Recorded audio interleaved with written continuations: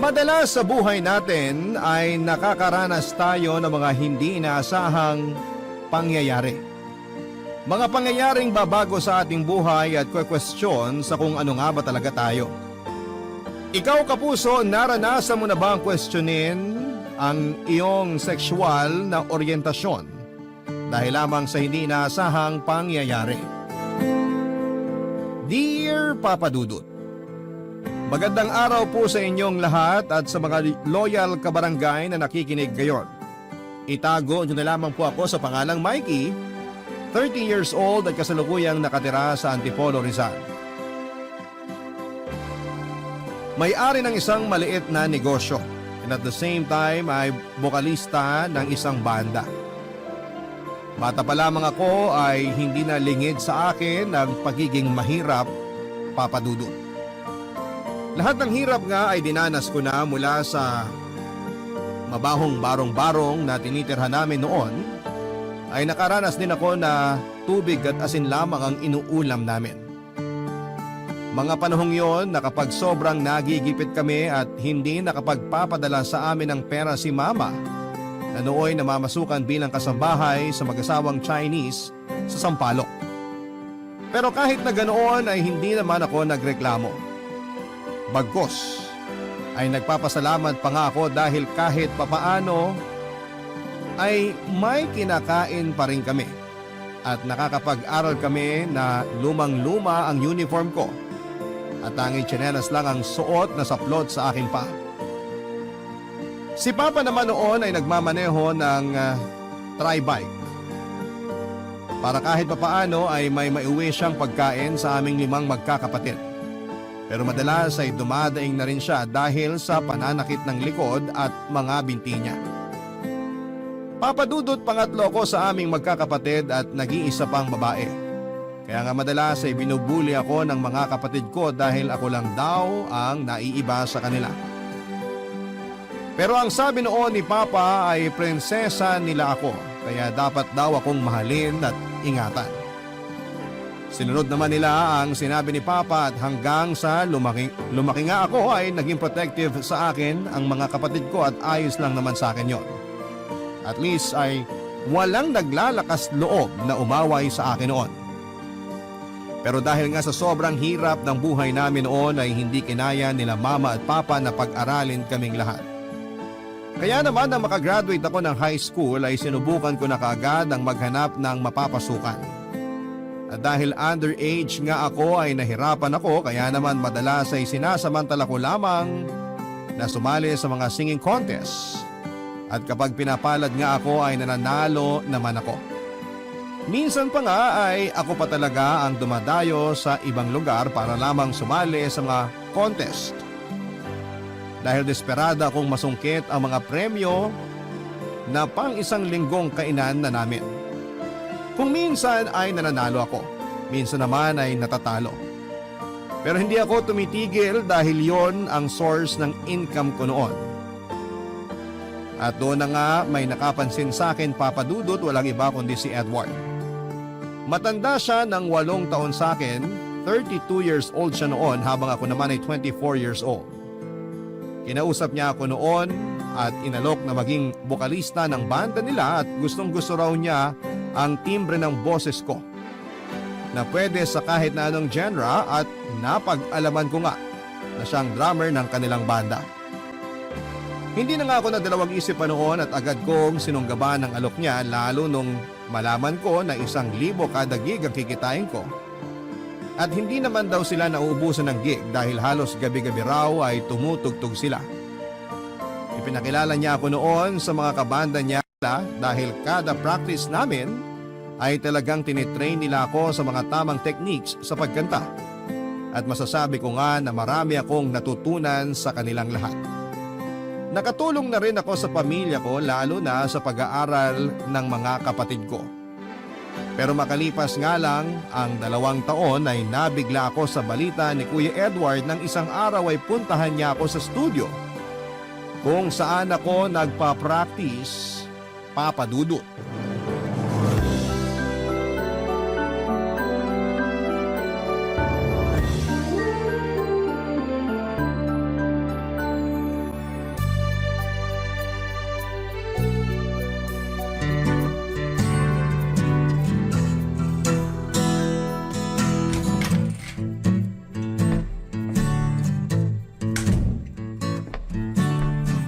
Mikey, pwede ka ba makausap sandali?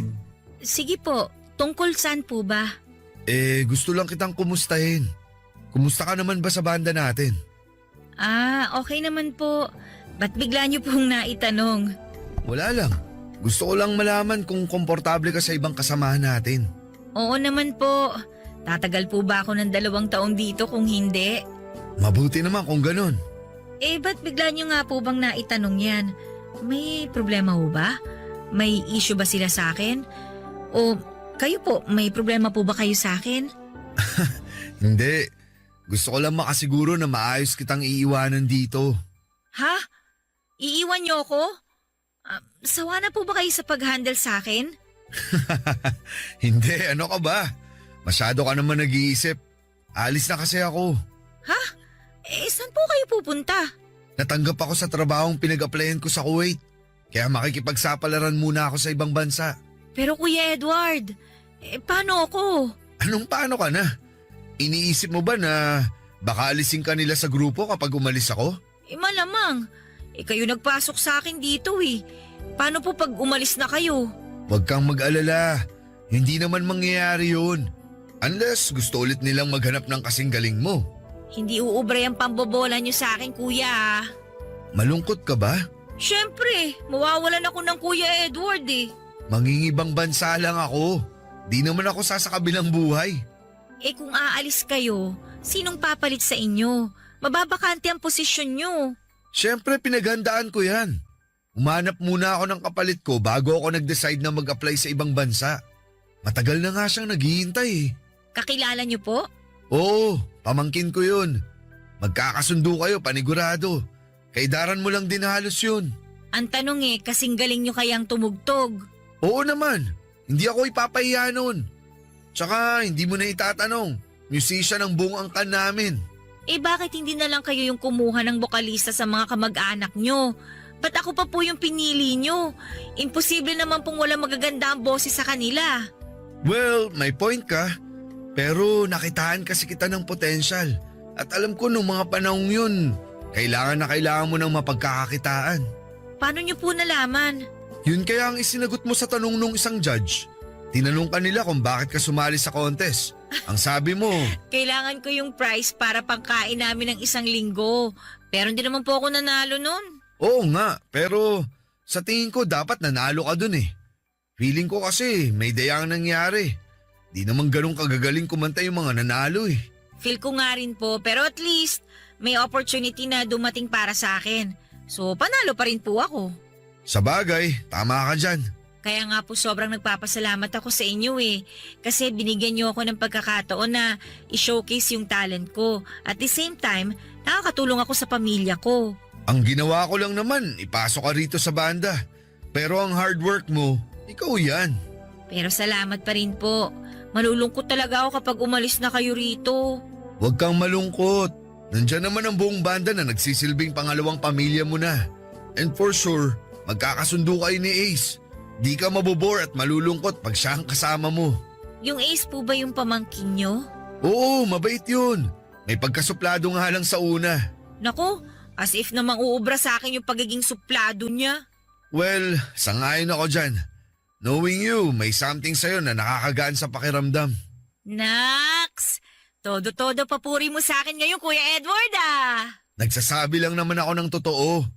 Napaka-positibo mong tao. At yun ang pinakagusto kong part ng pagkatao mo.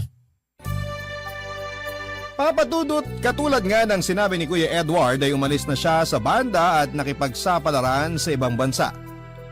Lalo pa nga at may pamilya siyang binubuhay. Pero hindi naman nabakante ang posisyon niya dahil tinig over ito ng pamangkin niyang si Ace. At totoo nga sa mga sinabi ni Kuya Ed ay may pagkasuplado nga si Ace. Pero wala namang kaso yon sa akin. Ang tingin ko kasi sa kanya ay isang Prince Charming na lumabas sa isang libro. Ganon na ganon ang datingan niya sa akin. Matangkad siya at maputi at talaga namang gwapo. Ganda rin ang husky na boses niya. Malalim at medyo pausin pa. Kaya nga first meet namin ay nagkaroon agad ako ng crush sa kanya. Kahit na hindi naman siya ganon kasaya na makita ako. Na-imagine ko pa nga na nasa nobela kami at sa una lamang siya suplado. Na sa katagalan ay mai-inlove din siya sa akin pero alam ko namang sa panaginip lamang yon mangyayari. Mga ilang buwan lang naman ay nahuli ko rin ang kiliti ni Ace. Katulad ko kasi ay mahilig siyang mag-compose o gumawa ng sariling kanta kaya naman kapag wala kaming rehearsal ay nagsishare kami ng mga ideya sa isa't isa at mga concept na pwedeng gawing kanta.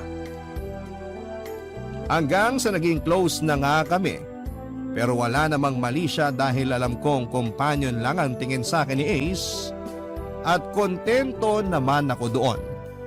Ang importante lang naman sa akin ay magkasundo kami dahil ayaw ko naman na may hindi ako kasundo sa trabaho ko. Pero kung gaano nga kami magkasundo ay siya ring tindi kapag nag-aasaran kami. Si Ace din kasi yung tipo ng hindi makukontento sa isang araw kapag hindi nakakapambuisit. Pero sorry na lamang siya dahil hindi ako pikon. Bagkos ay sinasabayan ko lamang siya sa mga pang-aasar niya sa akin, Papa Dudut.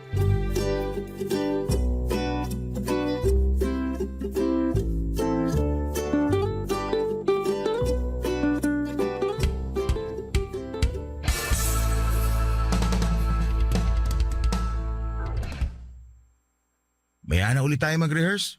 Sakit na ng kamay at braso ko. Sige, minamalat na rin ako. Delikado pa yata tong boses ko mamayang gabi. Boses palaka ka na nga. Boses pala ka pala ah. Ikaw nga gurang ka na eh. Nangalay kagad ang kamay at braso. Pikon. Hindi ako pikon no. Hindi lang ako papatalo sa'yo. Tama na nga. Baka umiyak ka pa eh. Oso ko. May iba ako. Humuhusay ka na sa pagigitara ha. Talaga ba?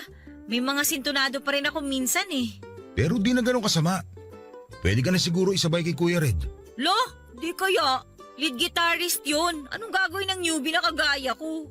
Ang sinasabi ko lang naman, konti na lang pwede ka na isabay sa kanya sa mga madaling pyesa. Malay mo next time, nagigitara ka na habang kumakanta. Ang astig nun. Nai-imagine ko nga yan. Parang ang sarap sa feeling no? Pag-usahin mo palalo. O kaya magpatulong ka kay Kuya Red. Ayoko. Nahiya ako eh. Wow! Marunong pala mahiya ang makapalang muka. Hoy, sino kaya mas makapal ang muka? Ikaw nga, hindi naman sa'yo yung pagkain, kinain mo. Tawang-tawa lang. Mag-aasawa na yan. Bakit ba kasi hindi ka makapag-move on? Isang pirasong siomay lang yon. Last ko na kasi yun ano, kinain mo pa. Ano, PG lang? Grabe naman to.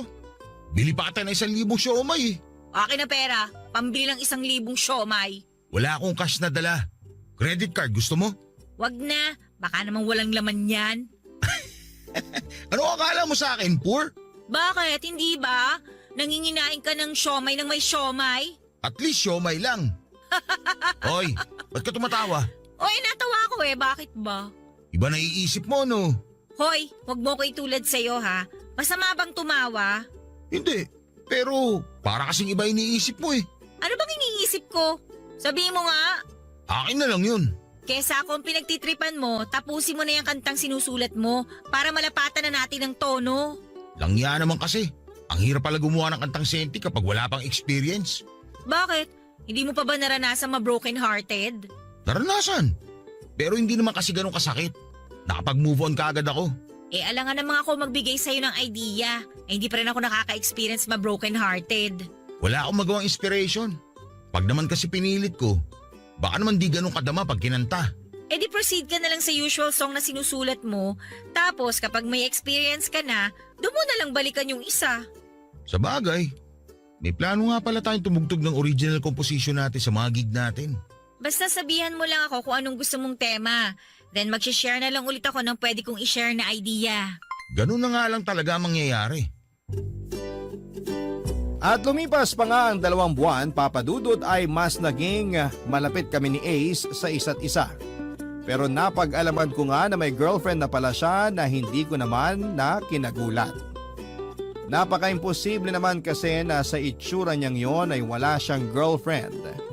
Medyo nalungkot lamang ako ng slide dahil Yung 1% na pag-asa ko na magiging kami na ni Ace ay tuluyan na nga pong naglaho, Papa Dudut. Pero ayos lang naman dahil crush lang naman ang nararamdaman ko para sa kanya, hindi po gaanong kalalim. Humahanga ika nga nila.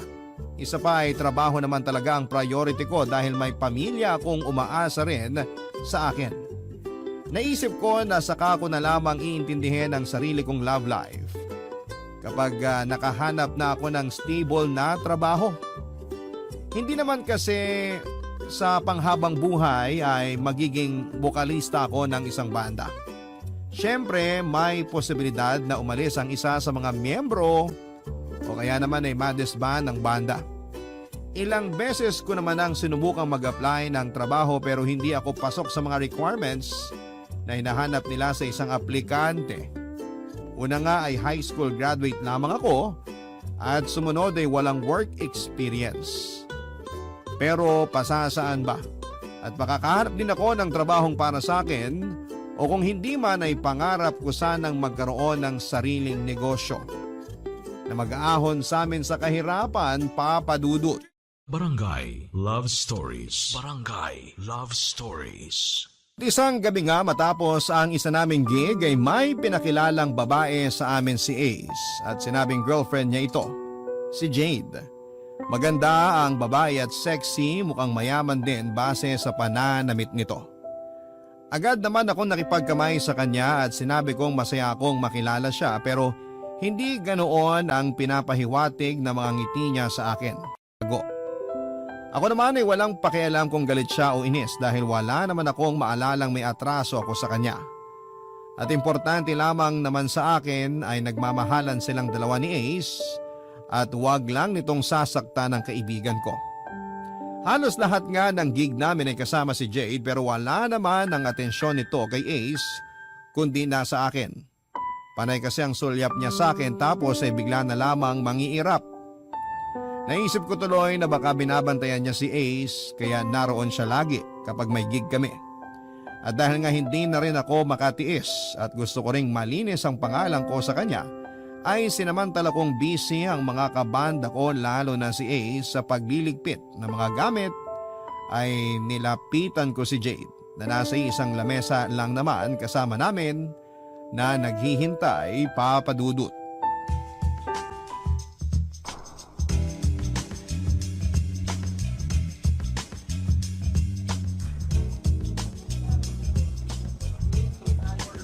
Hi, Jade. Close pa tayo? Hindi.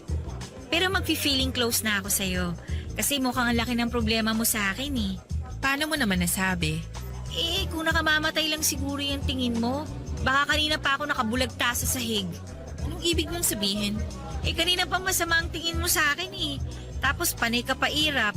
Kung may galit ka sa akin, pwede mo namang sabihin. Makikinig ako. Okay, fine. Yung totoo, naiirita ako sa'yo. Kasi lagi kang nakadikit kay Ace. Akala mo ba hindi ko napapansin? Please lang, matuto kang dumistansya sa boyfriend ko. Ang sakit mo kasi sa mata eh. Ay nako, wala kang dapat ipag-alala. Trabaho lang naman ang namamagitan sa aming dalawa. Kaya kumalma ka lang. Hindi ako kakalma, knowing na crush mo ang boyfriend ko. Lo, halata ba? Iniinis mo ba talaga ako? Hindi. Nakakapagtaka lang kasi na ikaw lang ang may alam na may crush ako kay Ace. Maming ka pa talaga. Proud ka? Ganon? Teka lang muna, Jade ha. Kung ano man yung iniisip mo, mali ka. Okay? Pure crush lang ang nararamdaman ko kay Ace. Alam mo naman siguro yun, di ba? Umahanga lang ako sa kanya. Pero yung as in gustong-gusto, hindi. Hindi, Day. Huwag ka nang magpalusot. Kahit crush pa yan, may gusto ka pa rin sa boyfriend ko. Pang-ilan ka nang nagsabi sa akin yan? Di ko na mabilang sa totoo lang. At the end of the day, sinubukan pa rin nilang ahasin si Ace. Ay, hindi naman sa ganun. Tsaka tingnan mo na nga lang yung sarili mo, oh. Tapos tingnan mo ko, oh. Ang ganda-ganda mo. Sexy. Wala akong panama sa'yo. Tingin mo papatulan ako ni Ace? Kahit nga yata maghubad ako sa harapan niya, di niya ako papatulan eh. Ano? Ay, sorry ah. Alam mo, loyal si Ace sa'yo. Lagi ka nga niya kinukwento sa akin simula nung ipakilala ka niya sa akin eh. At saka base pa lang sa kwento niya, alam kong mahal na mahal ka niya. Kaya please lang, magtiwala ka sa boyfriend mo. At sa tingin mo, maniniwala ako sa lahat ng mga sinabi mo? O hindi naman kita pinipilit na maniwala. Sinasabi ko lang in case na kailangan mo ng assurance. Sabihin na nating mas mahaba ang ginugugol na oras ni Ace sa pagre-rehearse sa studio kaysa sa kasama mo siya. Pero sinisigurado ko sa'yo, wala kang dapat na ipag-alala sa kanya. Kaibigan ko si Ace at gagawin ko lahat para lang hindi masira ang tiwala mo sa kanya. Masyado kang nakikialam para sa isang kaibigan. Alam mo ba yon? Alam ko, pero kasi ganito yan. Malaki ang utang na loob ko sa tito ni Ace. Kaya gusto ko lang na bumawi. Tsaka maniwala ka sa hindi. Wala talaga akong plano o balak na agawin sa'yo si Ace. Hindi ako threat, no? At kung sakali man, isa ka rin sa mga poprotektahan ko. Dahil mahalaga ka kay Ace eh.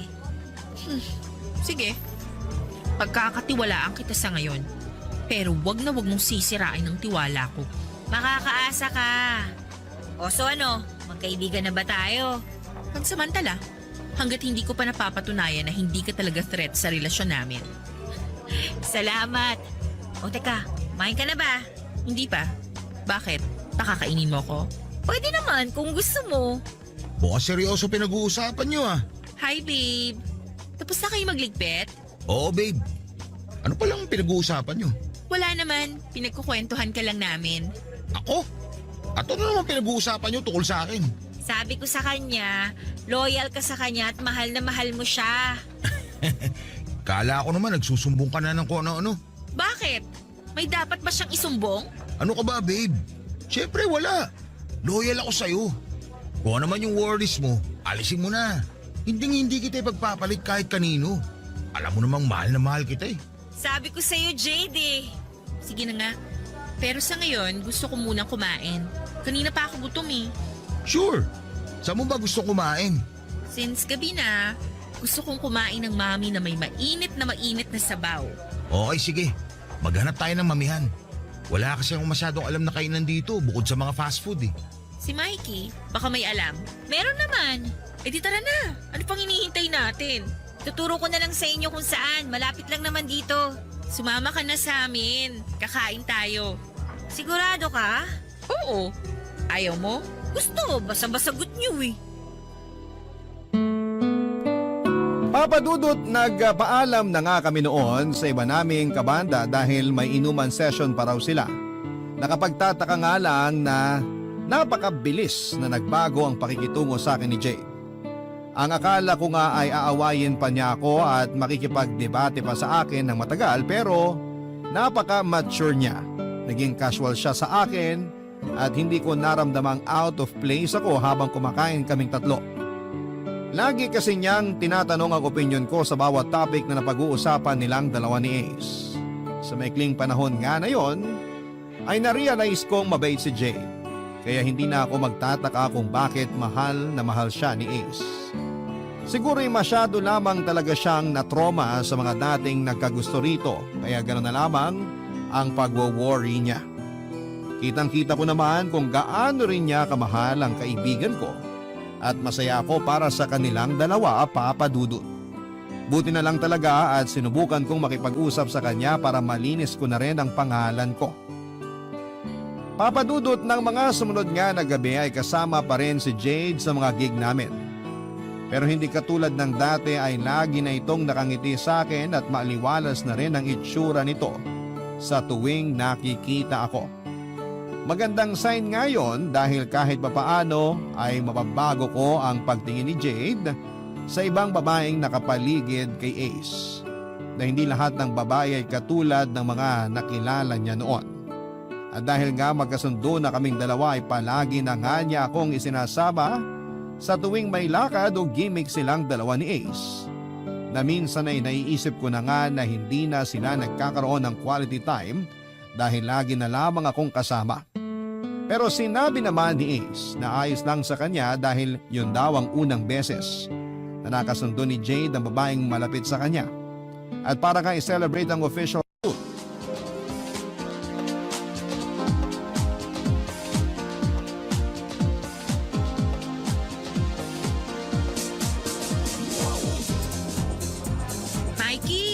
Aba, kanina pa inuugat ng tagay mo, oh. Pas muna. Doon na ako eh. Wala, madaya. Hayaan mo na, babe. Huwag kayo masyado magpakalasing. Hindi ko kayo kayang bitbiting dalawa pag nalasing kayo. Kaya nga, tsaka mahina ang tolerance ko sa alak. Ang mabuti pa, magkwentuhan na lang muna tayo para bumaba yung mga tama natin. Sige, call ako dyan. Cool din ako. Kwentuhan niyo naman ako kung paano kayo nagkakilala. Sino ba magkukwento? Ay, kahit sino sa inyong dalawa. Sige, ako na. Nagkakilala kami 3 years ago sa bar na pinagkakantahan nyo. Kagagraduate ko lang nun ng college, kasama ko friends ko nun. Doon namin napiling mag-celebrate. Tapos, ayun, nakita ko si Ace sa stage kumakanta. Kasama nila Tito Edward. Kumakanta ka, Ace? Oo. Pero nagkaroon ako ng problema sa lalamunan ko. Kaya hindi na ako nakakanta ulit. Kung mapapansin mo, medyo paus ako magsalita. Ano bang nangyari? Chain smoker ako noon at nagkaroon ako ng grabing ubo. Hanggang sa nagkaroon ng araw ng tamang lalamunan ko na dahilan ng pagkasira na rin ng boses ko. Ah, ganun pala yun. Uy, sumabalik ako dun sa kwento. Paano kayo nagkakilala nun? I mean, sino yung nag-first move? Ako? Medyo nakainom na kasi ako nun eh. Nagulat nga ako sa kanya kasi bigla siyang umakyat doon sa stage. Tapos nag-request ng kanta. Dedicated daw para sa akin. Ay, talaga? Iba talaga nagagawa ng alak, no? Tapos ayun nga, hanggang sa matapos yung request kong kanta, hindi ako bumaba ng stage as in. Grabe, hindi ko carry yun. Kakahiya ka. Ano ka ba? Walang hiya-hiya pag nakainom. O tapos, ano ba nangyari? Ayun, iningi ko yung number niya. Sabi ko kung wala siyang girlfriend, maging textmates kami. At sakto, wala nga siyang girlfriend. Ayun, mula sa pagiging magkaibigan, naging kami na. Naloka ako sa'yo, Jade, ha? Ikaw pa talaga yun ang unang nagbigay ng motibo.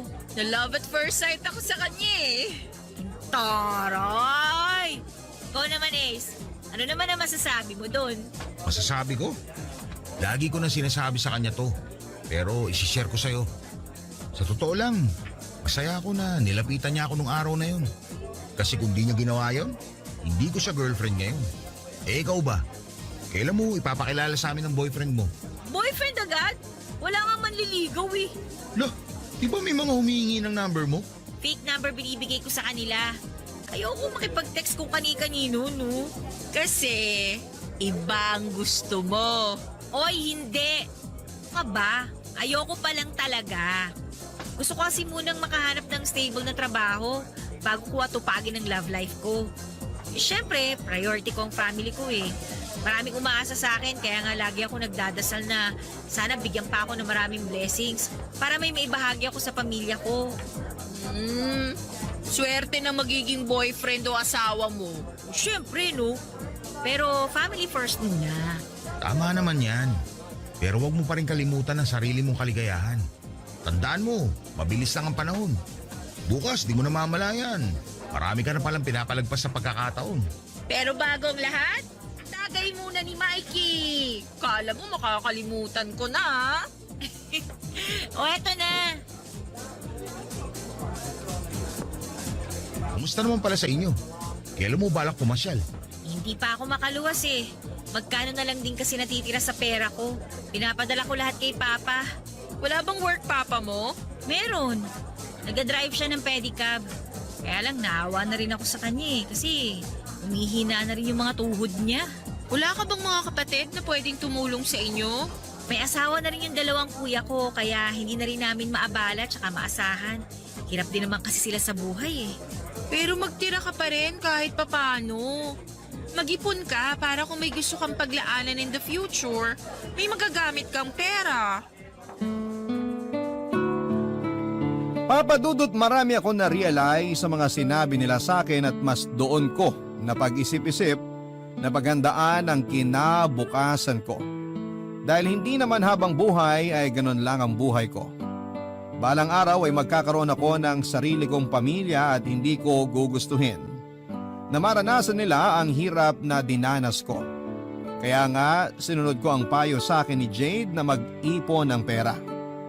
Kada sahod ko noon ay bumabawas ako ng 200 pesos para itabi at ipunin. At sa paglipas nga ng mga panahon ay naging mas malapit kami ni Jade sa isa't isa. Masasabi ko nga na masaya ako na maging parte ng buhay nilang dalawa ni Ace. Hindi ko rin nakalain na ang babaeng dati ay inis na inis sa akin ay makakasundo ko pala.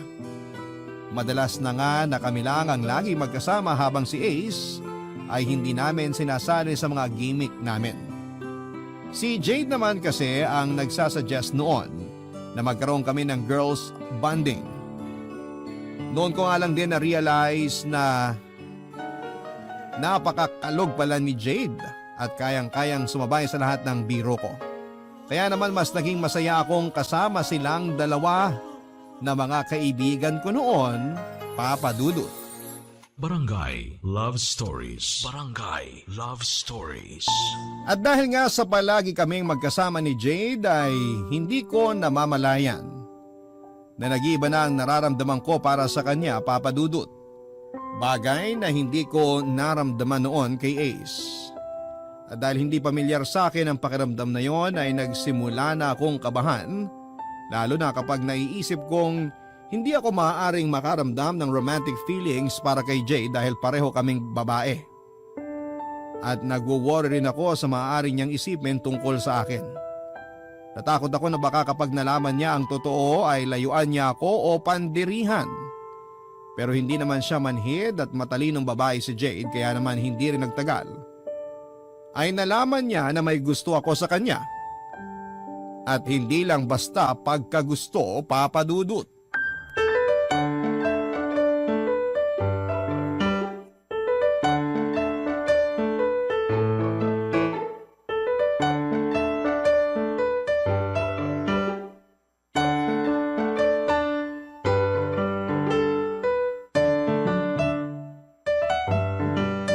Magkaibigan tayo, di ba? Oo, bakit? Kung may gusto kang sabihin, sabihin mo na. Sabihin ang alin. Ay, Mikey, inoobserbahan kita palagi at hindi ka ganun kahirap pasahin. Alam ko na may gusto ka sa akin. Teka, paano mo nalaman? Kung paano ko nalaman noon na may gusto ka kay Ace? Instinct. Isa pa, hindi ka ganun kagaling magtago, no? Sorry Jade ha, hindi ko naman sinasadyang magkagusto sa'yo eh. Pero, nangyari na lang bigla eh. Ba't masyado kang seryoso? Hindi naman ako galit. Tsaka huwag kang mag-sorry tungkol sa mga bagay na hindi mo naman kontrolado. Hindi ka galit? Hindi. Ba't ako magagalit? Crush lang naman yan. Paano kung sabihin kong hindi lang to basta crush? Na mahal na talaga kita bilang babae. Mikey, thank you kasi mahal mo ko. Pero alam mo naman ang sitwasyon natin. Boyfriend ko si Ace. Committed na kami sa isa't isa. Wala naman akong balak na guluhin ang relasyon niyo ni Ace. Kaya nga tinago ko na lang tong nararamdaman ko eh. Alam ko naman na hindi mo kami guguluhin ni Ace. Pero isipin na lang natin ang mararamdaman niya. Nililinaw ko lang lahat dahil ayokong i-invalidate feelings mo. Nagmahal ka lang naman sa maling tao at maling panahon. Kaya hindi mo kasalanan yun. Hindi ka ba naiilang sa akin? Ba't naman ako maiilang sa'yo? Kasi pareho tayong babae. Yung may gusto sa'yo, babae. Sabi ko nga, may mga bagay na hindi natin kontrolado. May mga unexpected events na nangyayari sa buhay natin. At sa kaso mo, ito yun. Salamat Jade ha. Napaka-mature mo talaga mag-isip. Kung ibang babae siguro baka iba yung naging reaksyon nila. Walang mali na magmahal ng kapareho nating kasarian. Ang mali ay yung taong hindi tanggap ang mga tao na kagaya mo. Basta lagi mong tatandaan, as long as wala kang tinatapakang tao, go lang. Sasabihin mo ba kay Ace? May mga bagay na hindi na niya kailangang malaman. Pero for the sake of our friendship, kailangan nating sabihin. Dahil nag-promise tayo na walang secrets, diba? Baka magalit sa akin si Ace. Di natin sure. Pero alam kong maiintindihan ka niya. Kilala ko si Ace at hindi siya basta-basta nagbibigay ng judgment. Para namang hindi mo siya kilala. Alaskador lang yun pero mabait at patas siyang tao. Alam ko naman. Ay, sana lang wag magbago ang trato mo sa akin dahil sa mga nalaman mo. Ano ka ba? Siyempre hindi. Best friends na tayo, di ba? Oo, best friends. Walang magbabago sa atin. Tsaka gagawin pa kitang bridesmaid. Gusto ko yan. Kailan niyo ba balak magpakasal? Kasal na lang ang kulang sa inyo eh. Matagal pa naman. Pero napag-usapan na namin. Sigurado naman ako na siya na ang gusto kong makasama habang buhay eh. Basta ako, susuportahan ko kayo kung saan kayo masaya. Salamat, Mikey. Hindi ako nagsisisi na binigyan kita ng chance na maging kaibigan. Totoo kang kaibigan at totoo ka sa mga nararamdaman mo. Pero ang pinakagusto ko sa'yo, yung positive outlook mo sa buhay. Sa ilang buwan kong pagkakakilala sa'yo, never kitang narinig na nagreklamo dahil ang pangit o minamalas ka sa buhay. Lalo lang naman ako may stress pag inintindi ko pa ang mga kamalasan ko sa buhay. Mismo! Kaya nga bilib ako sa'yo eh. Magsikap ka lang, alam ko magiging successful ka rin balang araw. Kasi pinagpapala ang mga katulad mo. Grabe naman ang compliment mo sa akin. Pero salamat ah. Magdilang anghel ka sana. Papadudod parang naalis ang mabigat na nakadagan sa dibdib ko matapos ang pag-uusap namin yon. Napakaswerte ni Ace dahil nakatagpo siya ng babaeng kagaya ni Jade. Swerte rin naman si Jade kay Ace. Hiling ko lang talaga ay hindi na sila magkahiwalay at ikasal na sila. Kung tutuusin kasi ay kasal na lamang ang kulang sa kanila pero nasa kanila naman yon. After all ay lifetime commitment ang kasal na dapat pag-isipang mabuti. Hindi ko nga akalain na hindi ko pa pala talaga lubusang kilala ang sarili ko. Hindi ko alam na may tinatago pala akong ibang kasarian. Sino ba naman kasing mag-aakala, hindi ba? Simula nung magkaisip ako ay lalaki naman talaga ang gusto ko tapos ay bigla na lamang akong nagkagusto sa isang babae. Hindi ko tuloy alam kung ano ba talaga ang sexual orientation ko. Kung bisexual ba o lesbian. Pero mas safe sigurong sabihin na kasama ako at parte ako ng LGBT community.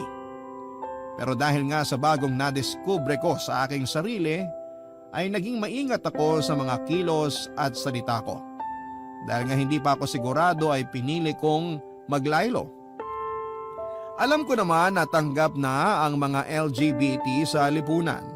Pero may iilan pa rin ang hindi. Kaya naman hindi ko maiwasang mag-alala. Idagdag pa na hindi ko alam kung papaano ako maglalantad sa pamilya ko. Dahil hindi naman sila open sa ganong usapin kaya minabuti kong huwag na nga munang ipaalam sa kanila. Makalipas nga ang 2 taon ay masayang ibinalita sa akin ni na Ace at Jade na magpapakasal na sila. Masaya ako para sa kanila pero hindi ko pa rin maiwasang makaramdam ng kaunting kirot. Pero no hard feelings. Ang importante lang sa akin ay masayang masaya sila at masaya na rin po ako, Papa Dudut. Sa 2 taon ding yon ay nagpursigi ako sa pag-iipon kagaya ng payo ni Jade. Nakapagpundar ako ng maliit na negosyo na ako rin mismo ang nagmamanage. Nagbebenta ako ng mga damit, tsinelas at kung ano-ano pa. At napakalaking tulong talaga noon sa pamilya ko. Nang in-announce nga ni Ace at Jade ang balak nilang pagpapakasal ay nakiusap sa akin si Jade na gusto niyang hingin ang opinyon at perspective ko sa lahat ng kakailanganin nila sa kasal. Dahil para sa kanila ay napakalaki raw ng parte ko sa buhay nilang dalawa ni Ace. Hindi ko naiwasang maging emosyonal sa sinabi niyo ni Jade dahil pakiramdam ko ay tunay na pamilya na ang turing niya sa akin. At hindi ko naman siya binigo dahil kasakasama nga nila ako halos sa lahat ng paghahanda nila para sa kasal lalo na sa mga isusuot nila.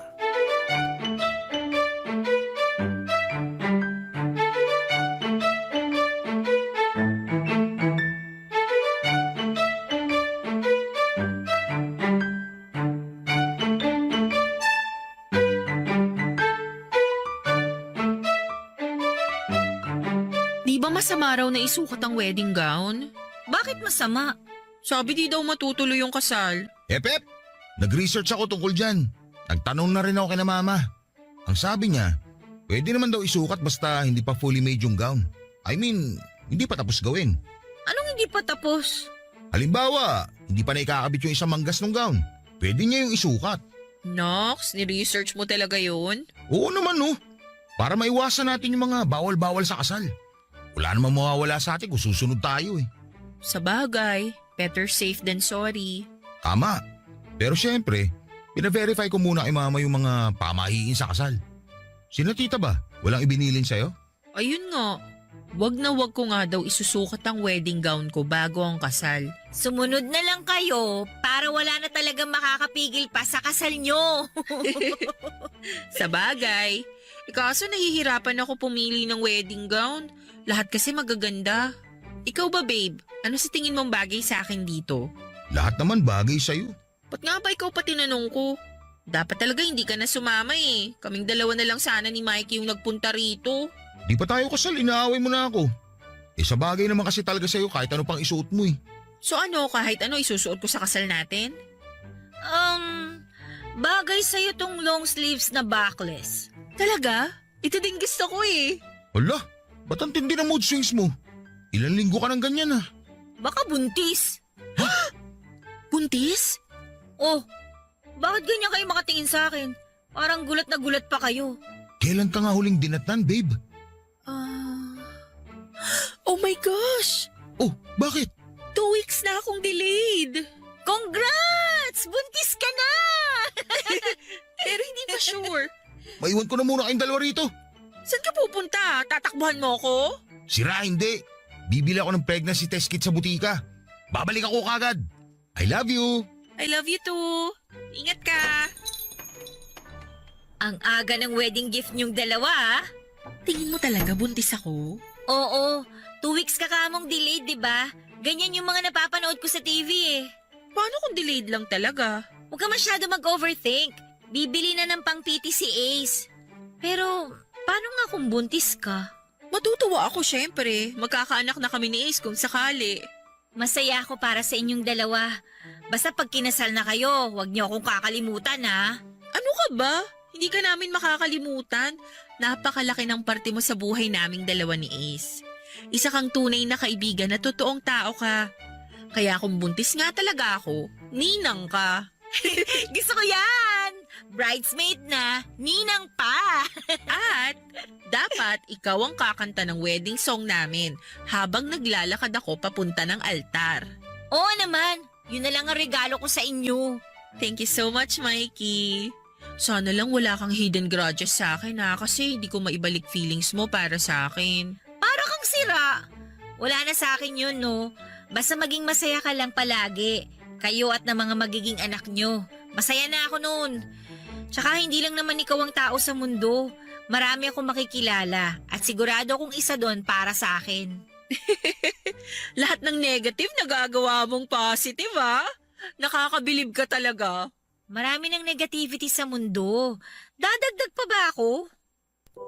Sobrang saya ko ng mga oras na yon dahil sa mga sinabi ni Jade, Papa Dudut. Sino nga ba ang mag-aakala na magiging matalik pala kaming magkaibigan? Nagsimula kami sa hindi magandang pagkikita. We started at the wrong foot, ika nga nila. Pero kahit na ganoon ay masaya ako na broken-hearted man ako sa kanya ay ayos lang. Dahil kung mahal mo talaga ang isang tao ay magiging masaya ka sa kung saan siya masaya. At bilang kaibigan ni Jade at Ace ay masaya akong makita na masaya silang dalawa.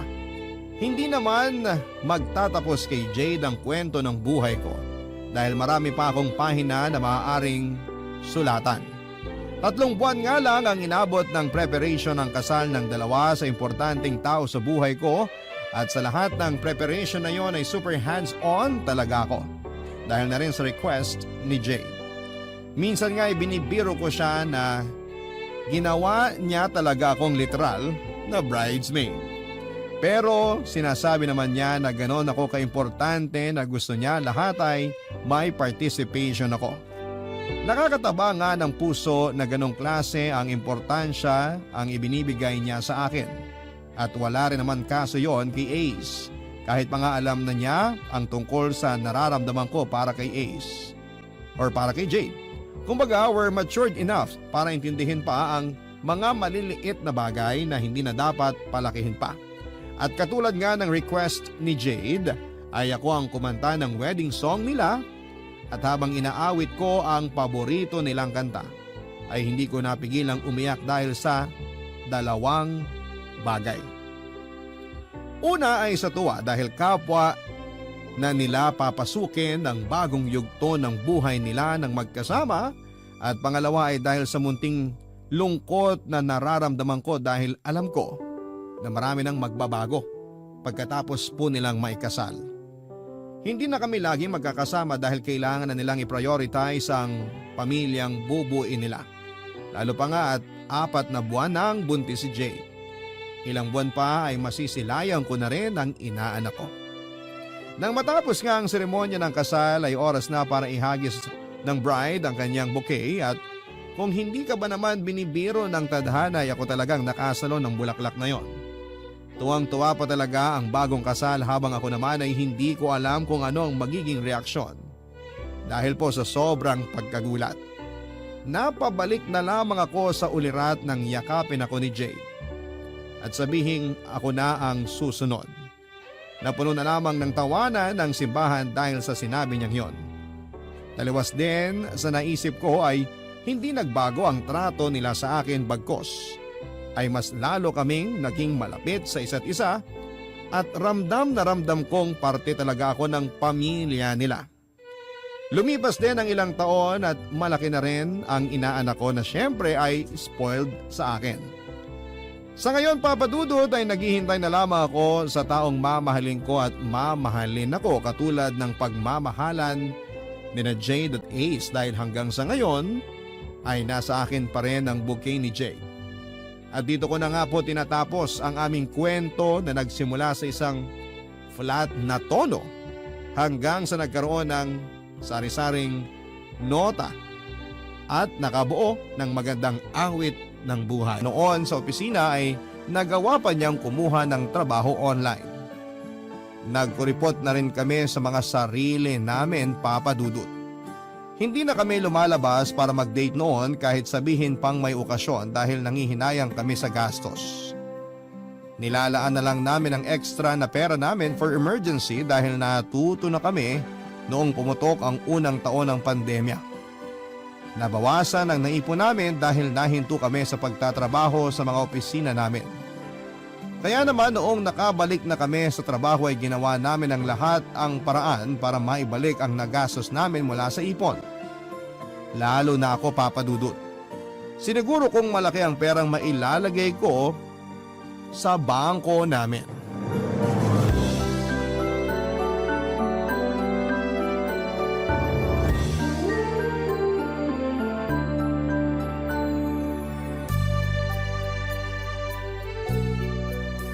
Hi, mahal. Hi. Walang mahal? Sorry. Hi, mahal. Ikaw ha, nakakalimutan mo na laging tawagin akong mahal. Busy lang. Busy din naman ako pero di ko nakakalimutang tawagin kang mahal. Di ko rin nakakalimutang mag-I love you sa'yo. Kailan ko naman nakalimutan magsabi ng I love you sa'yo? Hello, lagi. Lalo na sa text. Huwag mong sabihin pag-aawayan natin yan, mahal ha. Kung sakali, pwede bang schedule natin sa ibang araw yung away na to kung gusto mo talaga? Busy ako ngayon eh. May nahabol ako ng trabaho para makapasok this cut-off yung bayad. Kanina ka pa nakaharap dyan sa computer mo, magpahinga ka muna. Hindi pwede. Kailangan maihabol ko to. Eh kung di man makahabol this cut-off yan, sa susunod na lang, para may pahinga ka rin. Sumpa magkaroon ng pahinga ngayon. Kapag may pahinga ka, ibig sabihin hindi ka magkakapera. Ano ba namang paniniwala yan? Makina nga pinapahinga tayo pa kayang mga tao? Kailangan ko matapos to. Bayaran na naman next week ang insurance natin eh. May pera pa naman tayo. Pahinga na muna tayo, ha? Pakis naman. Mamaya na. Tapusin ko lang to. Mamaya na yan, please. Karil, Mahal. Mahal ang pangalan ko. may toyo ka ba ngayon? Bakit bigla ka nalang nagagalit? Anong bigla na lang? Dapat nga dati pa ako nagalit sa'yo eh. Oh, anong ginawa ko? Wala kang ginawa. Yun naman pala eh. Bakit ka magagalit sa akin? Ang labo mo naman. Di mo naintindihan yung gusto kong puntuhin, no? Wala kang ginagawa para sa relasyon natin. Paanong wala? Di pa ba sapat na nagpapaako ba ako sa pagtatrabaho? Para sa future nating dalawa? Di pa ba yung sapat para sa'yo? Di mo ba yung na-appreciate man lang? Na-appreciate ko naman yan. Kaso, Kaso ano? baka naman pwedeng wag puro trabaho. At anong gusto mo? Mag-resign ako? Hindi ganyan ang ibig kong sabihin. Diretsahin mo na kasi ako. Nasasayang ang oras eh. Ibig na makapagtrabaho na ako ngayon. Ang dami pang pasikot-sikot. Wala ka ng oras para sa atin. Lahat na pupunta sa trabaho. Ganun ka rin naman, di ba? Parehas lang tayo nagtatrabaho. Bakit ka nagre-reklamo? Saka yung oras sa relasyon natin, lagi namang meron. Eh, anong tawag mo sa nangyayari ngayon? Kung wala tayong oras sa isa't isa, di sana hindi tayo nakakapag-usap ngayon. Di tayo sabay kumakain sa umaga at gabi. Di tayo magkatabi sa pagtulog. Ano pa bang oras ang kailangan mo? Ang gusto ko, maglaan naman tayo ng oras para di mawala yung spark sa relasyon natin. Spark? Ano ka, teenager? Teenager lang naghahanap yan. Kahit sana mag-asawa na tayo, meron pa rin nun. Para na lang tayong boardmates sa bahay na to eh. Wala nang lambingan, wala nang date, wala na kahit ano. Nibatiin ako para sa anniversary natin, di mo magawa. Ang tagal na natin mag-asawa, Karil. Di na natin kailangan ng ganyan. Doon tayo sa praktikal. Sorry ha, kung naghahangad ako makaramdam uli ng pagmamahal mula sa'yo. At ngayon pinamumukha mong hindi kita mahal. Alam kong mahal mo ko, pero di ko na yun ramdam. Puro kasi trabaho ang inaasikaso mo. Di mo man lang maisip na asikasuhin kung ano naman yung kailangan ko. Yung kailangan sa relasyon natin. O sige, para tumigil ka na. Sa Sabado, mag-date tayo after ko ma-deliver yung mga in-order sa akin pyesa. Wag na, kung napipilitan ka lang. Tapos ngayon gaganyan-ganyan ka sa akin. Pinagbibigyan ka na nga sa gusto mo. Ang gusto ko, gustuhin mo rin yung gusto ko. Ano? Wala! Good night! Naiintindihan ko naman ang punto ni Karil noon, Papa Dudut. Kaso nga lang ay pagod na kasi ako kaya hindi ko na maayos na naproseso ang mga dapat kong isagot sa kanya. Aminado naman akong nawalan nga ako ng time sa relasyon namin dahil masyado akong nag-focus sa trabaho. Akala ko naman kasi parehas lang kami ni Karil na ayos sa current setup namin. Pero dinamdam na pala niyang ang hindi namin paglabas-labas na dalawa. Tiningnan ko ang kalendaryo ng cellphone ko at doon ko na-realize na last week ay anniversary pala ng aming kasal. Doon ako nakonsensya dahil hindi ko man lang siya naalalang batiin, Papa Dudut. Mahal ko si Karel at wala naman akong ibang minahal kundi siya lamang. Yun nga lang sa sobrang tagal ng relasyon naming mag-asawa kaya siguro ay nababaliwala ko na siya. Dahil alam kong andyan lang naman siya. Tinake for granted ko ang presensya niya dahil alam kong hindi naman siya mawawala. Nabaliwala ko si Karel nang hindi sinasadya dahil nakasanayan ko nang andyan lamang siya sa akin.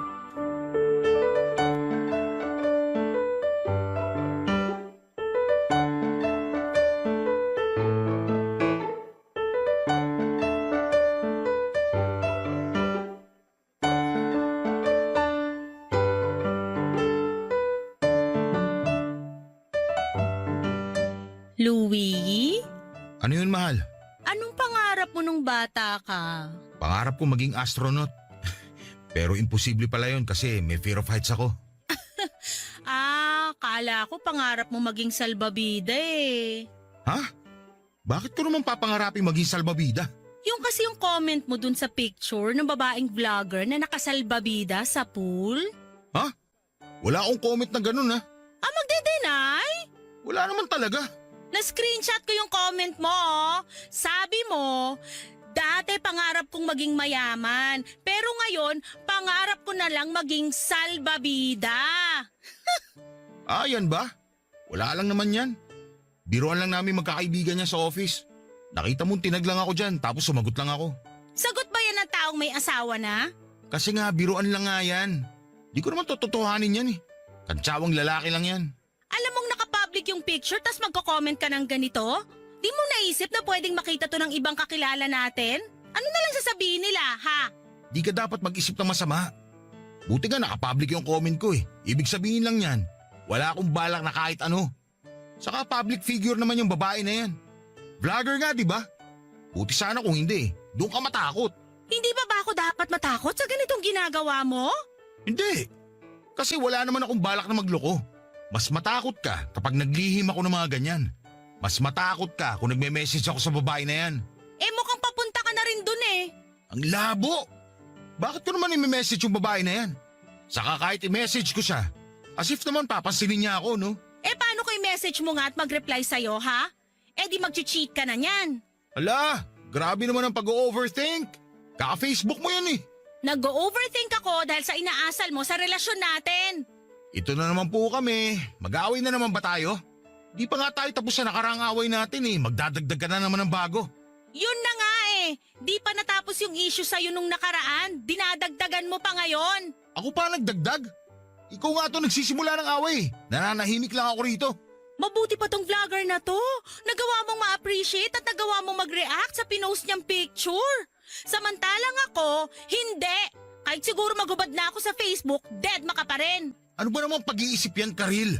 Dumaan lang naman yan sa newsfeed ko sa Facebook kasi nga tinag ako ng kaibigan ko. At yung mga post ko, hindi ba dumadaan sa newsfeed mo kaya di mo man lang mapusuan? Di mo man lang mapansin? Yan ba problema mo? O sige, pupusuan ko na lahat. Teka, asan ba yung cellphone ko? Wag na, kasi binlock na kita. Grabe naman toyo yan, Karil. Hindi to toyo, Louie. May pinaghuhugutan yung galit ko sa'yo. Huwag na tayo mag-aaway, please. Sige na, sorry na, mali na ako. Okay na ba? Hindi okay. Hindi. Eh, anong gusto mong gawin ko? Nakakapagod ha? Ikaw pa may ganang magsabi ng ganyan? Eh kasi naman pagod na ako sa trabaho. Tapos mangi-stress ka pa sa mga issue mo sa relasyon natin. Di naman kita niloloko, Karil. Wala akong iba. Kahit halungkatin mo Facebook ko o pumunta ka sa trabaho. Imbestigahan mo ako. Wala kang makikita kasi loyal ako sa'yo. Kung issue mo yung pagko-comment ko sa picture ng ibang babae, sige, last na yung ginawa ko. Buburahin ko na yan para matapos na to. Hindi lang naman to dahil dun sa pag-comment mo sa picture ng vlogger na yun eh. Gusto ko sana ganun ka rin sa akin. Iparamdam mo naman na na-appreciate mo rin ako. Hindi ka na katulad ng dati. Dati pa na yung post mo tungkol sa atin. Ngayon wala na. Tapos ibang tao na paglalaanan mo ng oras para sa ganyan? Samantalang akong asawa mo, ni sabihan ako maganda kahit isang beses, di mo man lang magawa? Karil naman parang... Huwag mo sanang hintayin na mapagod ako, ha? Huwag mo sanang hintayin na ibang taong unang makagawa ng mga bagay na gusto kong gawin mo para sa akin.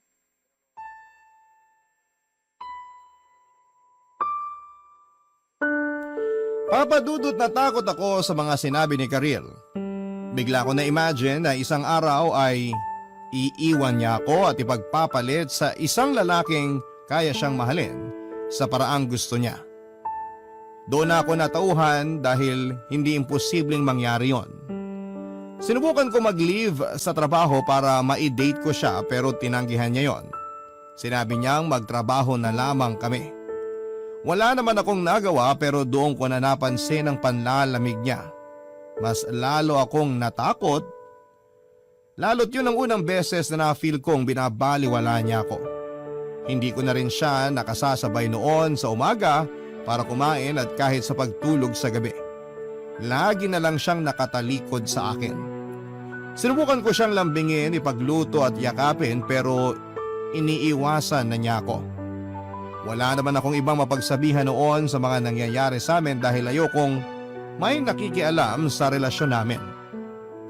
Sa paglipas ng mga araw ay napansin ko lalo na nagbago na si Karil sa akin. May mga time na hindi na rin umuwi noon si Karil at lagi na lang sa bahay ng kapatid niya o di naman kaya ay sa bahay ng best friend niya.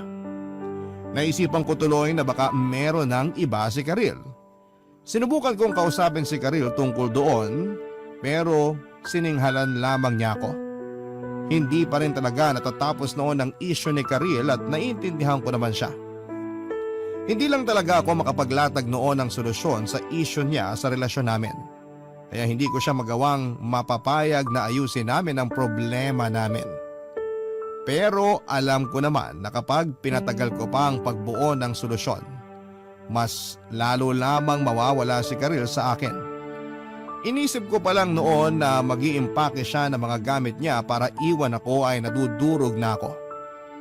Mahal ko ang asawa ko at hindi ko lang talaga alam noon kung paano siya babawiin dahil sa dami ng pagkukulang ko sa kanya, Papa Dudut. Barangay Love Stories. Barangay Love Stories. Inaya ko ulit siyang mag-date kami pero tumanggi siya. Sinabi niya sa akin na puno na raw ang schedule niya at nagtanong ako kung ano nga ba ang nagpuno ng schedule niya. Pero umiling lamang siya. Sinabi ko na willing naman ako mag-adjust sa schedule niya kung pwede. Nagsabi na rin ako sa kanya na gagamitin ko na ang leave credits ko. Tinawanan lamang niya ako at sinabing i-convert ko na lang daw sa pera ang hindi ko magagamit na leave tulad ng ginagawa ko dati. Doon pa lamang ay alam kong issue pa rin talaga niya ang kawalan ko ng time sa kanya. Naalala ko nga lahat ng leave ko ay hindi ko ginagamit dahil kino-convert ko to cash ang mga yon. Kahit nakailang pakiusap sa akin si Karil na gamitin namin kahit 2 days lamang para makapag-beach kami o makapag-hiking. Hindi ko siya pinakinggan, Papa Dudut, dahil mas importante sa akin ang pera. Never kaming nakatikim ng out of town mula noong nagseryoso kami sa mga pangarap namin. Kahit si Karil ay kinumbinsi kong perahin na lang niya ang leave niya para naman makadagdag sa ipon namin. Doon ko lang na-realize na baka masama ang loob niya sa nirequest ko sa kanya. Hindi niya lang siguro sinabi sa akin at nagtiis na lamang na sumunod sa lahat ng gusto ko. Nakonsensya ako kaya handa na ako noon na sundin kung ano man ang gustong gawin ni Karil sa relasyon namin. Sinabi ko sa sarili ko na hindi ko na siya kukontrahin at kung makabawas man yon ng kita sa amin ay hindi ko na masyadong poproblemahin. Wala naman or malaki naman ang naipon namin. Kaya walang kaso kung magpapahinga kami noon ng ilang araw o ilang linggo kung yon ang gusto ni Karil. Nilakasan ko ang loob kong kausapin siya kahit ramdam kong mababasag lang ako sa mga isasagot niya, sa mga sasabihin ko.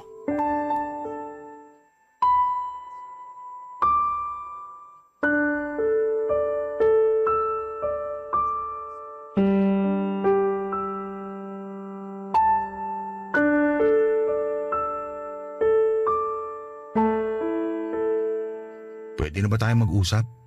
Di ba tayo nag-uusap? Alam mo naman kung anong ibig ko sabihin eh. Kung itatanong mo ulit kung may free time ako, wala. Kung itatanong mo naman ang leave credits ko, sinabi ko na sa HR namin na peperahin ko na lang sa December. Ayaw mo ba talaga magpahinga tayo? Magbakasyon. Kahit anong gusto mo. Wag na, wala rin namang magbabago. Pinangunahan mo na agad eh. Nagpapakatotoo lang ako, Louie. Hindi Louie ang pangalan ko. Mahal. O ngayon, alam mo na ang pakiramdam. Alam ko nagtatampo ka pa rin sa akin kasi wala nga akong time sa'yo. Puro ko trabaho. Hindi lang to tungkol sa pagtatrabaho mo. Dahil na naman ba yan sa pag-comment ko sa picture ng vlogger? O tapos ikaw pa ang galit. Gets mo na kung bakit ayoko makipag-usap sa'yo? Sorry, nabigla lang ako. At para sabihin ko sa'yo, alam kong hindi mo pa rin tinitigil yung pagbibigay mo ng atensyon sa ibang babae. Ano na naman bang... Subukan mo mag-deny, subukan mo! Hindi na ako nagko-comment sa picture ng ibang babae ha? Hindi yung nagko-comment ka sa picture na ibang babae. Nahuli kita uli. Ano na naman yan nahuli mo sa akin? Nakita ko yung GC yung magkakaibigan. Pati ba naman GC namin pinakikialaman mo na? Binubuksan mo na ang Facebook ko na hindi ko alam? Actually, di naman ako ang nangialam eh. Yung asawa ng isang kaibigan mo na nagkataong katrabaho ko naman. O sige, sabihin mo kung ano nakita mo sa GC para mag-sorry na ako. Grabe mga pinagsisend yung mga picture ng babae ha. Lakas din ang loob mo magsabi ng mine? Free shipping ba si ate? Willing to pay kahit isang gabi lang? Ang sarap nila? Wow! Parang wala kang asawa. Usapang lalaki lang naman yun, Karil. Sinabi ko naman sa'yo, di ba? Ang baboy mo! Paano kung ganyan din ang pag-usapan namin magkakaibigan? Paano kung magsabi ako na masarap yung isang lalaki? Anong mararamdaman mo, ha? Okay, gets ko na. Sorry. May oras ka pa para ilabas yung pagnanasa mo sa ibang babae, pero ako na sarili mong asawa, di mo man lang maganyan. Bakit di mo ako pagnasaan? Bakit di ako imanyakin mo? Di mo man lang nga ako mapagbigyan eh. Gusto mo rin sabihan kita ng masarap? Ganon? Huwag kang pilosopo, tanga. Eh ano nga ang gusto mong gawin ko? Ang gusto ko, makita mo pa rin ako. Iparamdam mong nakikita mo pa rin ako. Iparamdam mo na mas nagagandahan ka sa akin kaysa sa ibang babae. Pag niyaya kitang magano, pumayag ka naman sana. Hindi yung wala kang gana. Gagawin ko yan. Lahat yan. Please, magkaayos na tayo. Namimiss na kita eh. Meron pa akong gustong ipagawa sa'yo. Sabihin mo lang. Lahat gagawin ko. Tumikim ka ng ibang babae. Ano? Tumikim ka ng ibang babae. Papayagan kita. Kung yan ang paraan para ma-realize mong mas angat pa rin ako sa iba. Ano ba namang pag-iisip yan, Karil? Akala ko ba gagawin mo lahat para magkaayos tayo? Tinetesting mo ba ako, ha? Hindi. Gusto kong gawin mo to. May kaibigan ako na pareha sa sitwasyon ko. Binigyan niya ng hall pass yung asawa niya para makatikim ng iba at after nun, bumalik sa kanya yung asawa niya. Na-realize daw nung asawa niya na mas angat siya kesa sa iba. Naging maayos uli sila. Bumalik yung dating gana nung asawa niya sa kanya. At ipapagawa mo yan sa akin? Nababaliw ka na ba? Gusto ko nang maging maayos uli ang relasyon natin. Maayos naman tayo, ah. Problema lang yung oras. Hindi lang oras ang problema dito, Louie. Wala ka ng gana sa akin. Ramdam ko yon. Kailan ba tayo huling nag-ano? Ha? Naalala mo pa? Kasi ako hindi na. Ganon nakatagal yon. Ayoko. Ayoko yung pinapagawa mo. Pag-isipan mong mabuti bago ka tumanggi. Mas lalong naging magulo ang sitwasyon namin ng asawa ko, Papa Dudut. Napailing na lamang ako sa gusto niyang mangyari. Inisip ko na baka sinusubukan niya lamang ako kung kakagat ako pero parang seryoso siya noon. Ilang beses pa niya akong kinulit, Papa Dudut. Pinabasa pa niya sa akin ang usapan nila ng kaibigan niyang nakatry noon. Hindi ko talaga maintindihan yung point ni Karil pero naisip ko na baka sobrang desperada na lang talaga ng asawa ko para maayos ang relasyon namin. Naawa tuloy ako sa kanya dahil kaya niya akong ipaubaya sa iba para lamang maging maayos ang aming pagsasama. Isang beses ay hindi ako nakatulog kakaisip kung kaya ko na bang pagbigyan si Karil sa gusto niya. At kung sakali mang pagbibigyan ko siya ay sino namang babae ang papatol sa akin, lahat ng kakilala kong babae ay alam na may asawa na ako noon.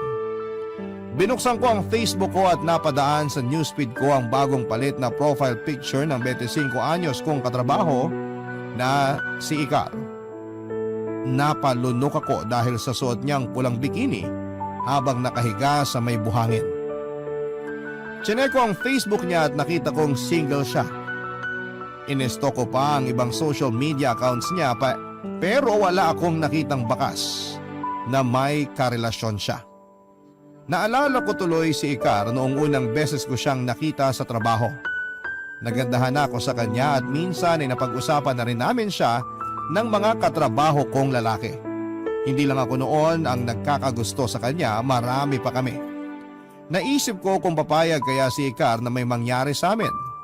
Napatanong pa ako sa sarili ko kung paano ko i-explain sa kanya ang sitwasyon namin ng asawa ko. Hindi ako nakapagplano ng gagawin kay Icar at kinabukasan ay parang sinadya ng tadhana. Sa pagpasok ko noon sa opisina ay si Icar kaagad ang unang bumungad sa akin.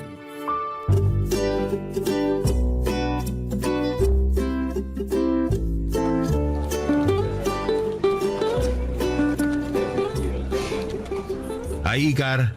Hi, Louie. Uy, congrats nga pala sa team nyo, ha? Ha? Dun sa paramihan ng Facebook likes. Ah, yun ba? Thanks. Oo, congrats dun, ha? Bakit congrats? Natalo nga kami. Akala ko panalo kayo eh. Ang ganda kasi. Ikaw lang ang nagsabi na maganda yung ginawa namin. Maganda naman talaga. Parang ikaw. Sus, nagagandahan ka sa akin? Lahat naman. Ikaw? Anong ako? Hindi ba pang bobola yung sinabi mong maganda ako? Hindi. Hindi ako nang bobola. Maganda ka kaya talaga. Uwe, talaga? Oo nga. Lalo na kapag nakasuot ka ng puting bestida. Ang ganda mo. Ang aliwalas ng mukha mo. Charotero. Hindi kita sinacharot. Tsaka Igar, pag wala kang makeup, sobrang ganda mo. Lalong lumalabas ang kaputian mo. Napakasinungaling nito. Mamatay man. Pag namatay ka, iiyak ako. O sige, para sa'yo hindi na ako mamamatay. Ayoko umiyak eh. Paano kapag narinig ng asawa mo yung paglalandi mo sa akin ngayon? Ha? May asawa ka diba? Dinala mo pa nga nung Christmas party natin. Si Carla ba yon? Oo.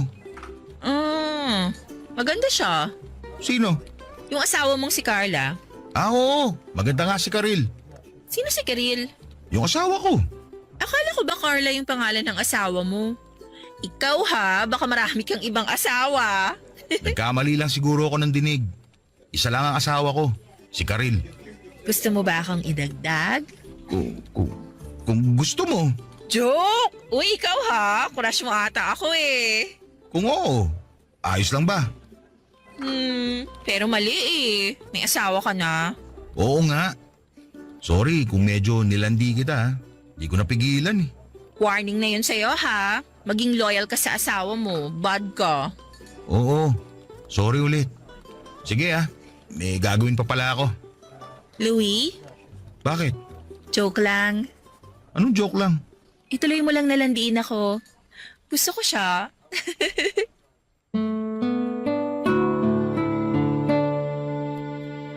Nagkatawanan kami ni Icar dahil sa mga nangyari. After noon ay bumalik na kami sa mga mesa namin. Akala ko noon ay matatapos na ang paglalandian namin yon pero biglang nag-message sa akin si Icar gamit ang email niya. Tinatanong niya kung pwede raw bang sa email na lang kaming mag-usap.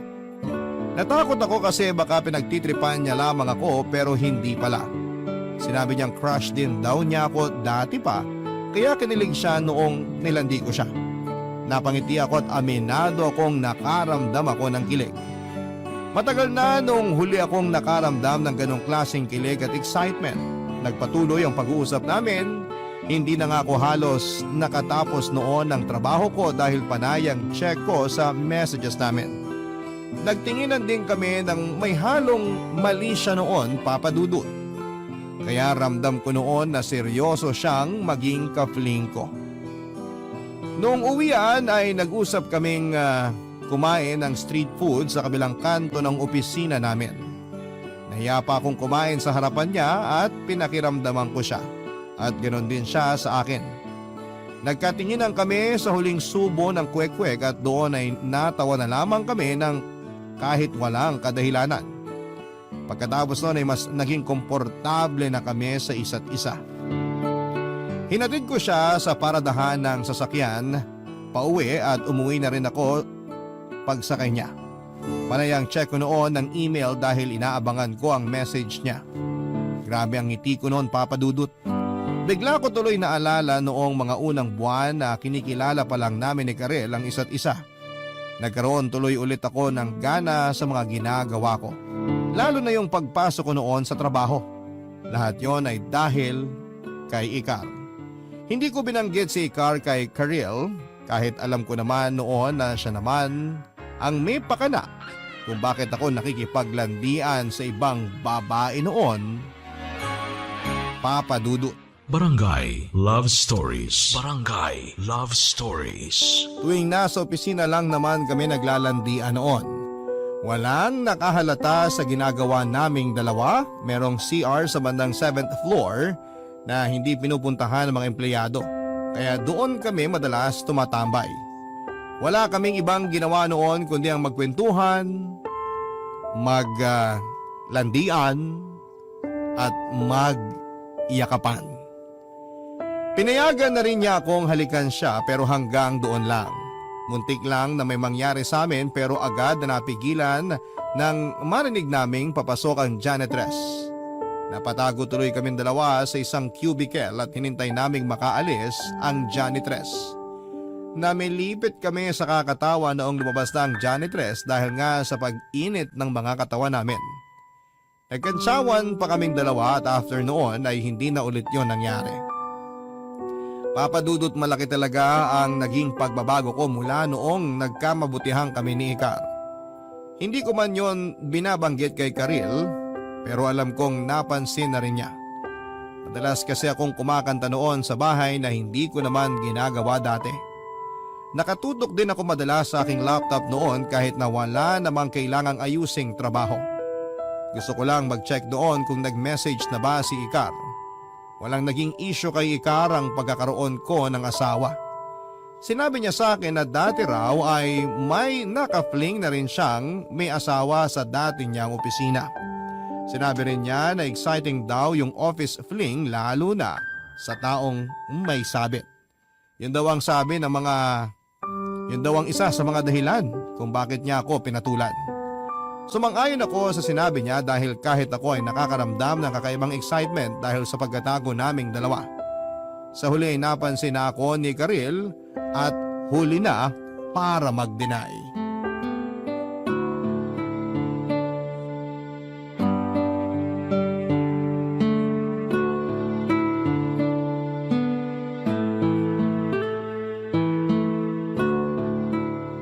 Bago yung polo shirt mo ah. Oo. Kakabili ko lang kahapon. Bagay ba? Himala. Bakit himala? Di ka naman mahilig bumili ng damit eh. Yung last na bili mo ng damit nung second anniversary natin. Napilitan ka pang bilhin yun dahil natapunan ka ng sabaw ng bulalo nung nasa Tagaytay tayo. Ayaw mo ba? Dati naman lagi ka namimilit sa akin na bumili ng mga bagong damit. Para magmukha naman ako presentable. Sinasabi ko lang naman. Saka, nagpabango ka ba? Umorder ako sa katrabaho ko. Naawa ako eh. Kailangan ng pandagdag sa tuition ng anak niya. Himala rin yan ha. Hindi ka naman nagpapabango dati. Kahit 50-50 na yung buhay nung nagbebenta, di ka pa rin bibili. Kasi para sa'yo, di naman beneficial sa buhay ang pabango. Grabe naman to. Pwede rin naman magbagong tao ah. Ayaw mo kaya ng pagbabago? Sa lahat ng taong nakilala ko, ikaw lagi yung bumabaluktot kapag usapang pagbabago na. Sino dahilan ng pagbabago mo, ha? Ha? Sino yung babaeng dahilan para magpabango ka at bumili ng bagong damit? Karil naman. Huwag kang matakot. Di ba nga ako nag-udyok sa'yo na mambabae ka? Okay sige, aamin ako. Total, ikaw naman talaga may gusto nito eh. So sino nga siya? Kwento ka naman tungkol sa kanya. Sure ka ah? Baka awayin mo ako ah. Bakit kita aawayin? Ako nga ang may pakana nito, di ba? Ang weird kasi na magkukwento pa eh. Dali na, magkwento na. Huwag na magkwento. Okay na alam mong yun na yun. Ang arte naman nito. Sino siya? Karil. Hindi ako magagalit. Natutuwa nga ako na sumunod ka sa gusto ko eh. Saka tingnan mo ngayon ang sarili mo. Ang laki na ng pagbabago mo. Lagi kang nakangiti, lagi kang mabango, conscious ka na bigla sa itsura mo. Kaya ka rin siguro bumili ng bagong polo shirt. In fair, blooming ka ha? Napansin mo talaga? Oo, para kang teenager. Last kong nakita to sa'yo, nung nagliligawan pa lang tayo. Lagi kang amoy malinis, laging kumakanta. Kumakanta pa rin naman ako ah. Mula nung nagseryoso na tayo sa mga pangarap natin sa buhay, hindi ka na uli kumanta. Nihaplusin yung gitara mo, di mo na magawa. Namiss ko yung Louie na yon. Masaya ka ba sa nakikita mo ngayon? Oo naman! Yan ang Louie na kailangan ko. Yung may gana na uli sa buhay. Di yung parang robot na puro na lang trabaho. Nakakamiss kayang makita kang fresh dahil inspired ka. Thank you. So sino nga siya? Katrabaho ko. Namit mo na ata dati kasi nakilala ka niya nung Christmas party namin. Si Ikar. Parang familiar yung name. Siya ba yung chinitang mestiza? Siya nga. Tapos maliit na babae. Wow! Ang galing mong mamili ah! Pero wala pa rin tatalo sa'yo syempre. Tingnan mo na epekto sa'yo ng pambababae mo. Ngayon pa lang napapansin mo na ang ganda ko. Nakakalimutan ko lang sabihin dati pero araw-araw naman maganda ka para sa akin. Nakakakilig naman yan. Padalan mo nga si Ikar ng chocolates. Para saan? Pasasalamat. Dahil binalik niya ang dating Louie ko. Nawirduhan ako sa usapan namin ni Karil pero naging komportable naman ako noong tumagal. Hindi naman siya nagalit at hindi ko naman nakitang tinatago lang niya ang galit niya. Legit naman noon na masaya siya sa nangyayari sa akin. Nagpakwento pa siya kung may alam na si Ikar sa plano namin. Sinabi ko na wala siyang alam. Nagtanong din siya kung meron na raw bang nangyari sa amin ni Ikar at sinabi ko ang totoo. Sinabi ko na wala pa. Pero naghalikan na kami at nagyakapan. Pinadescribe niya ang feeling sa akin noong hinalikan at niyakap ko si Ikar. Ako naman ay malayang nagkwento at nadala na rin sa usapan. Doon na nag-init ang lahat sa amin, Papa Dudut. Ewan ko kung nadala si Karil sa usapan namin pero bigla niya akong hinatak sa kwarto at noon ay may nangyari sa amin makalipas ang maraming taon. Yun marahil ang pinaka-passionate na pag-aano namin ni Karil at dahil lang yon sa naging usapan namin tungkol kay Ikar. Tinulak pa rin ako ni Karil na ipagpatuloy ang namamagitan sa amin ni Ikar.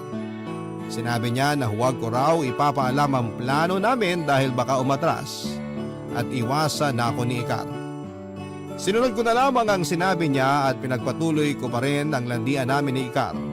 Isang beses habang nasa CR kami ng 7th floor, nagkakwentuhan kami ni Ikar habang magkayakap. Marami siyang tinanong sa akin lalo na ang tungkol kay Karil. Hindi naman naging awkward ang usapan naming dalawa at talagang open si Ikar sa pagiging kabit niya. Papadudod sa pag-uusap namin ay napansin kong panay na ang hawak ni Ikar sa leeg at hita ko. Iba na rin ang tingin niya noon sa akin na may halong kakaibang init. Hindi ko nga siya matingnan noon ng diretsyo dahil kahit ako ay nag-iinit na rin, papadudod.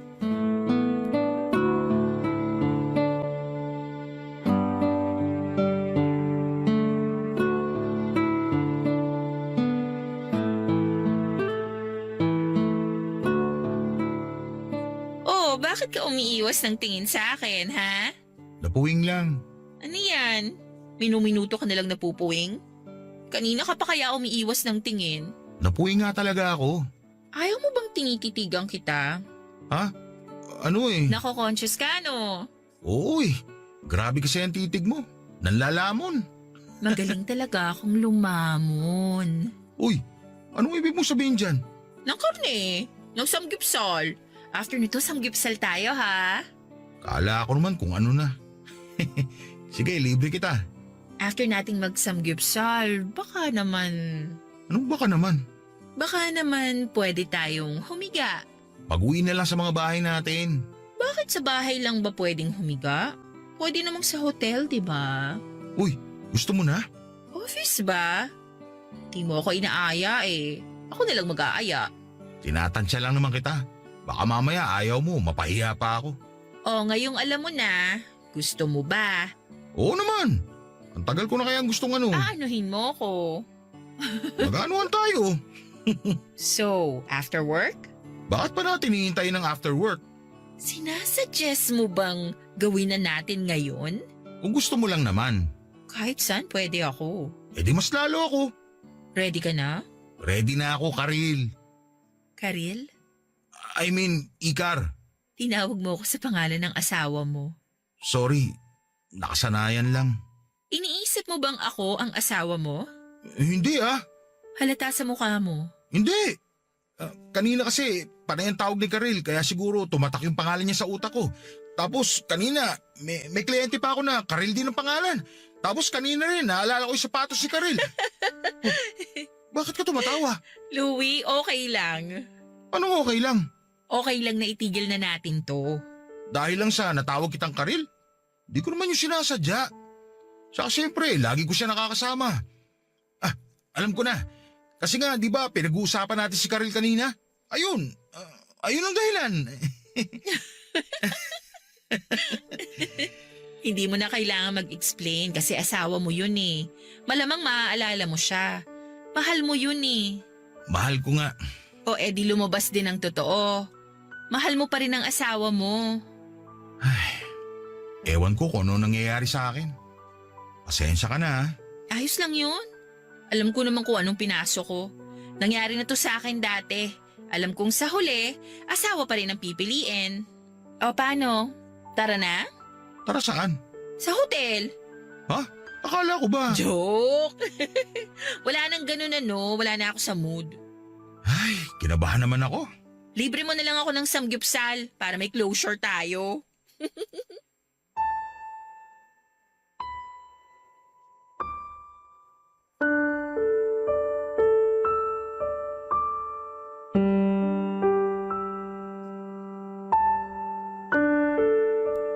Papadudod dahil sa muntikang pangyayaring yon ay natauhan ako. Doon ko na-realize na mahal ko si Karil at siya lang ang gusto kong makasama sa panghabang buhay. Noong medyo kumawala ako ay doon naman naging malaya ang utak at ang puso ko para hanapin ang pwesto ni Karil. Kaya sa bandang huli nagising na lamang ako sa na hinahanap-hanap ang asawa ko kahit merong ibang babaeng nakaharap sa akin. Mabuti na lang noon at si Ikar na rin ang tumapos sa namamagitan sa amin. Natakot ako na baka maghabol siya tulad ng iba pero hindi naman niya yon ginawa.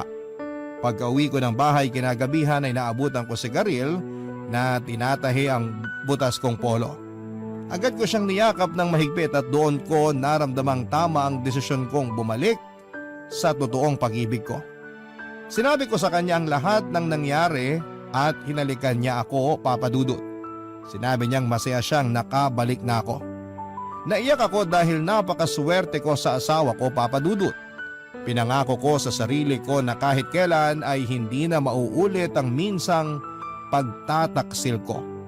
Pinangako ko rin na sisikapin kong balansehin ang relasyon namin at ang trabaho ko para mas lalong maging maayos ang pagsasama namin. Nagpa-counseling kaming dalawa para maintindihan namin kung ano pa ang problema sa amin at kung ano pa ang pwedeng magawa para mas lalo kaming tumibay. Sa ngayon, Papa Dudut, ay nakabili na kami ng maliit na bahay at nagsisimula na rin kaming bumuo ng sarili naming pamilya. Nagkaroon na ng katuparan ng mga pangarap namin kahit na minsan ay naligaw kami. Pero dahil pinili naming magpatuloy, nakarating pa rin kami, Papa Dudut. Nahuli man ng konti, ang importante ay nakaabot pa rin. Hanggang dito na lamang po ang aking liham, Papa Dudut.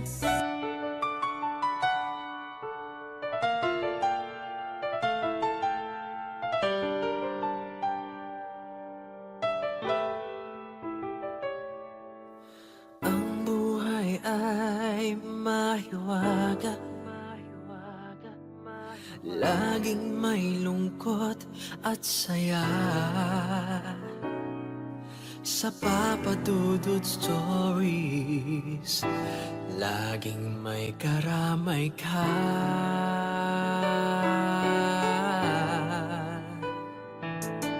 Mga problemang kaibigan, dito ay pakikinggan ka. Sa Papa Dudut Stories, kami ay iyong kasama. Dito sa Papa Dudut Stories, ikaw ay hindi nag-iisa.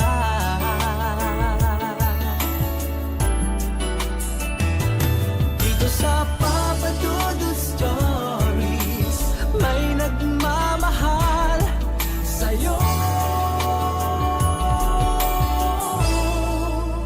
Papa Dudut Stories, Papa Dudut Stories.